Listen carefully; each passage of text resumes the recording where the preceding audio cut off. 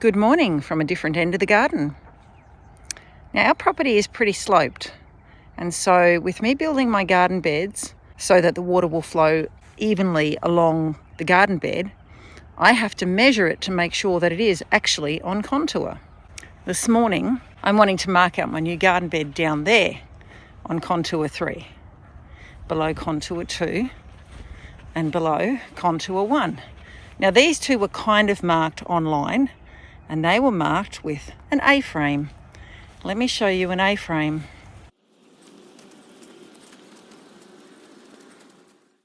So this is an A-frame. It looks like capital A.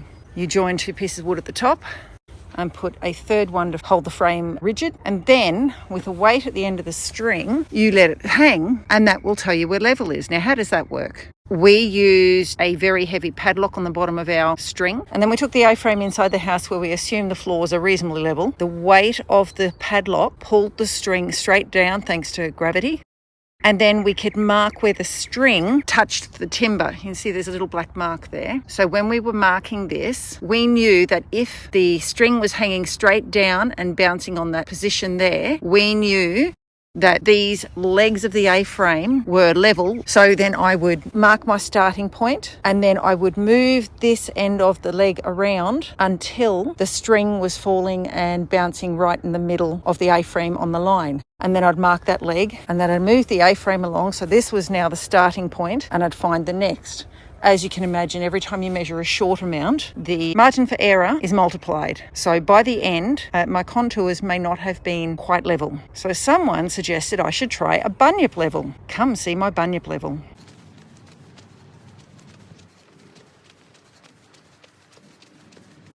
The concept of a bunyip level works on the fact that water will always find its own level. For example, my swale here, if I'm going to find out if it's level, one way I can do that is put a bit of water in it and figure out which way the water runs. If one end of the swale is lower, the water will want to run to that end, and the other end will have less water in it. So this is my contraption, was recommended to me to try. So what do we have? We have a water reservoir going to push water through the pipe. We have a pipe comes out from the tap, which I've currently got turned off. Now, first thing we need to do, turn the tap on and get the water flowing through the pipe in such a way that there are no air bubbles in the pipe. So I'm going to put down the camera and do that.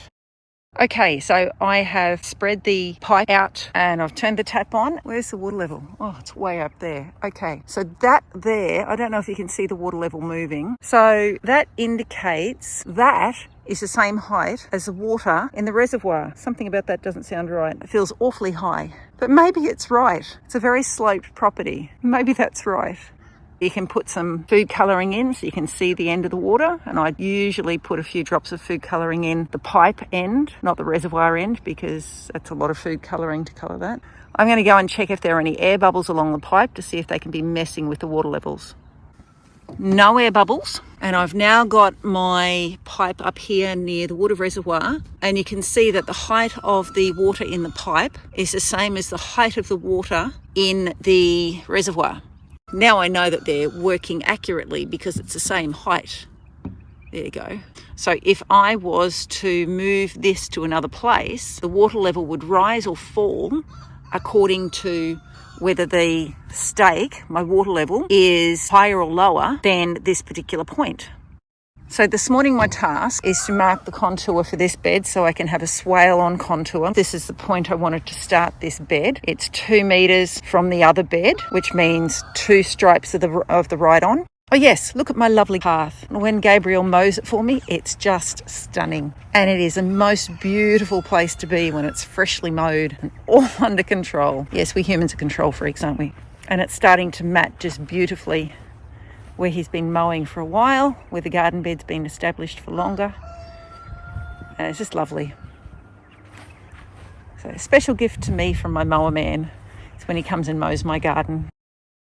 Okay, I have exposed these bricks that mark the starting position for this garden bed, and I have put my water reservoir over there. Now I can look at the level of the water in this tube and know that this is the level that I want to mark everything else to match. So I'm going to mark that level there, and so I can move the stake to where it is the same level, so I know that the height of the ground here will be the same as the height of the ground over there, and then I can create a swale on contour.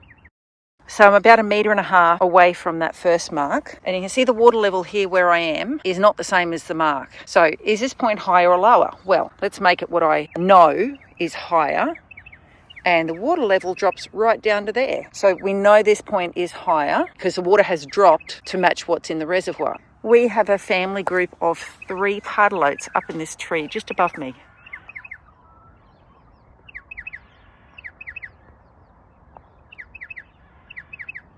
Hear their song? Anyway, water levels. So we know we want the mark to be the same. So let's move this down, and you can see the water level rising as we get closer to level. Okay, the water level will move up and down a little bit because I've moved the pipe.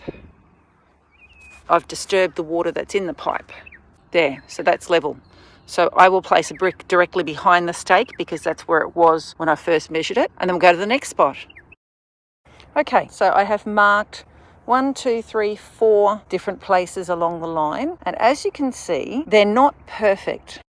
I suspect that this second brick here was measured in a hollow. So I felt comfortable then to just do the average line of those marks and be comfortable that the swale will be on contour enough. If it becomes a thing, I can always do the water level inside the swale and mark the bottom of the swale, which is actually the thing that's going to make the water be level or not level. But I'm content now to just know that this is the line of my new garden bed. But that is how you use a bunyip level. And I believe it was an Australian that invented it. So there you go. And there's that pardalote singing his heart out.